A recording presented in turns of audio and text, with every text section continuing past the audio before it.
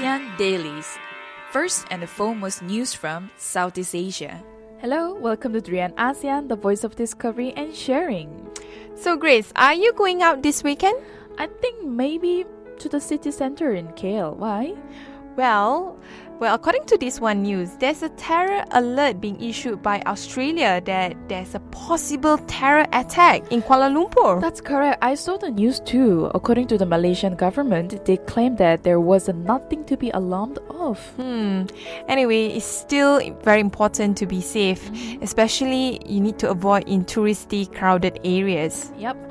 With the recent Jakarta attack especially, Southeast Asia is on high alert. But I trust the governments are doing quite well and all they can do to curb this terrorism. On our ASEAN Daily today, we will bring you daily updates and commentaries on issues and events that are impacting this region.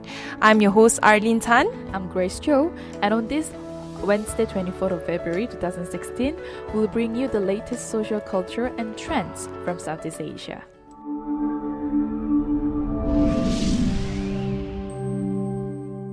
Our top story today. The Hayes 2016 Asia Salary Guide reported that Asia workplace lack diversity and inclusion. Well, when we talk about diversity, it is actually represented in a lot of things, such as gender, nationality, race, disability. But across Asia, just half of companies, about 51%, have formal diversity policies in place. Worryingly, 30% don't have any diversity policies at all. I agree. I find that companies don't really take the importance of diversity as seriously in a workplace. Among the firms that do have such policies, 54% they said they are fairly well adhered to, while remaining 46% aren't quite sure and convinced about their implementation yet. And the findings also pointed to a problem in gender diversity, with less than one-third of the management position in Asia currently taken up by women, which is at 29%. Well, tell me about it. Men are still the one controlling the boardroom. Yes, I agree with that. But Malaysia has made steady progress, however, especially with the government's effort to have 30% quota for women in management positions. The number has in fact increased at about 37%. Not bad, Malaysia. But unfortunately not for Singapore. It lagged well behind the wanted mark at 27% of women in management position. This could probably due to restrictions, which make it harder for women to return to work after they become mothers. So the other major finding on diversity in the report was around cultural and ethnic diversity, where organizations in the region have just 16% of foreign employers in the workplace.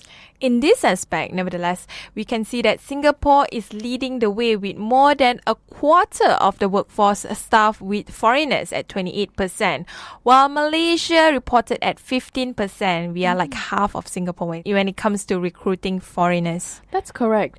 And according to Hayes Managing Director in Singapore, Lynn Roder, in the interview with Human Resources, when asked on why there is a lack of diversity in the Asian workplace, and he said there is a lot of organizations now have the right rhetoric around diversity, but the execution is different in reality. I completely agree with him.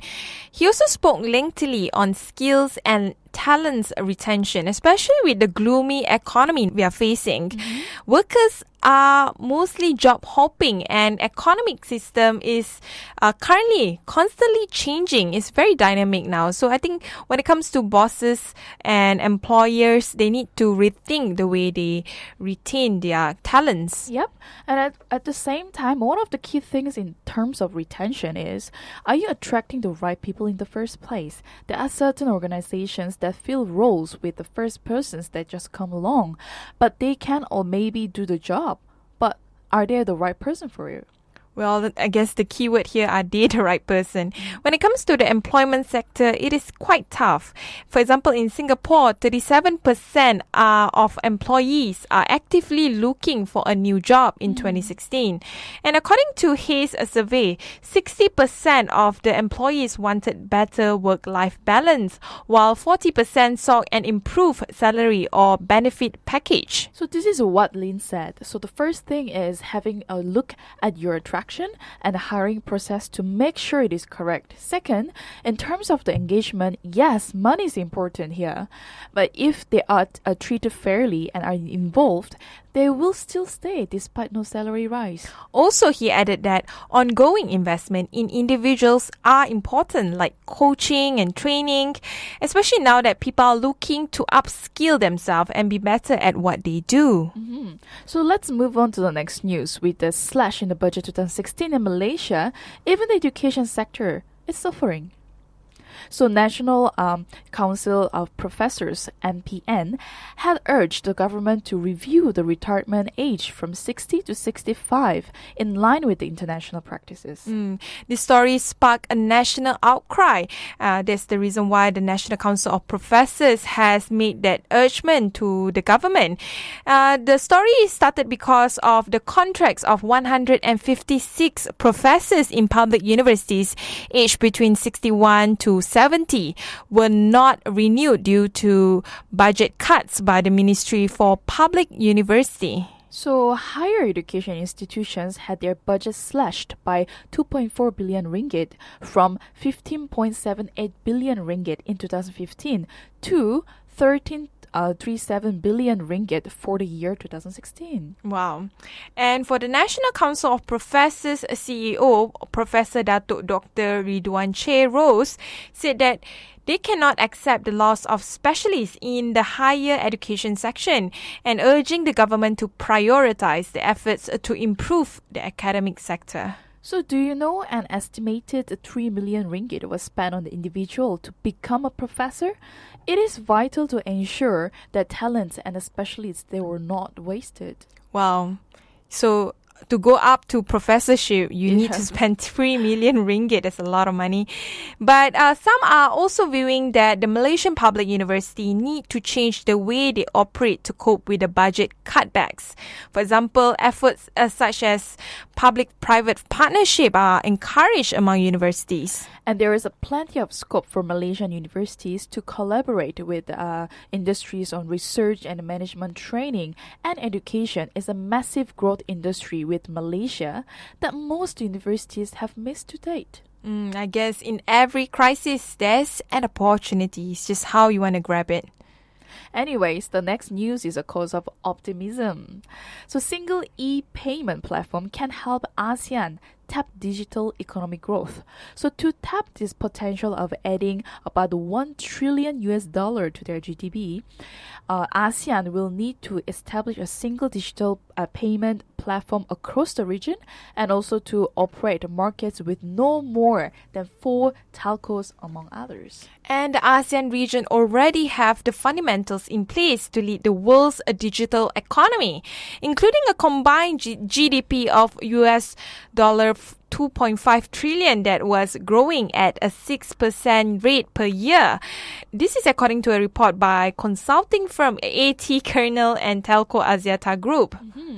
Well, in addition to that, those below the age of 30 who are typically more tech-savvy will be more likely to contribute to the digital economy, said the report's co-author Niven Menon, who is a partner and Asia-Pacific head of communication for AT Kearney's Media and Technology practice. ASEAN nations also have a well-developed ICT cluster and a healthy record of innovation and investments in new technology, the report noted. Well, at the same time, it also pointed out to plans to establish the ASEAN Economic Community as a significant boost, as its formation was touted to promote free movement of goods and services, as well as investment, skilled labor, and capital. For one, the region will need to establish a digital strategy that went beyond country level, as well as a single digital payment platform first for in-country application and then across the region. Well, faster and better internet access is important, of course.